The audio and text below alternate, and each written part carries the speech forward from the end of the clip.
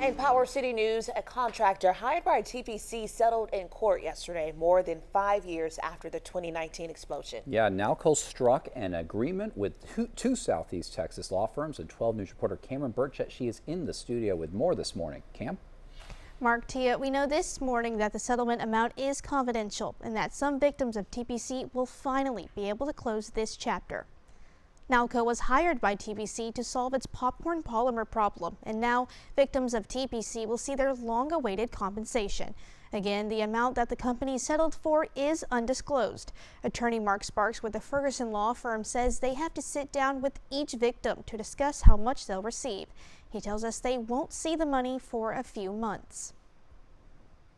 Was hired by TPC to control the popcorn polymer problem, which we know was not successful. We will engage our clients individually to discuss the parameters and the outlines of the proposed resolution.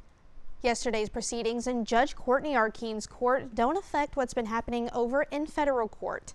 Last month, the TPC group backed out of a plea deal after a federal judge indicated he would raise restitution by $292 million. Again, Sparks says his clients won't receive any money for several months. But at 6:30, I'll have more from a victim of the explosion on his hopes after yesterday's settlement.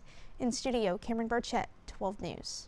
Thanks, Cam. And yesterday's decision doesn't affect what's been happening in federal court. Now, last month, the TPC group backed out of a plea deal after a federal judge indicated he would increase restitution by $292 million. You can read more about that inside our 12 News Now app.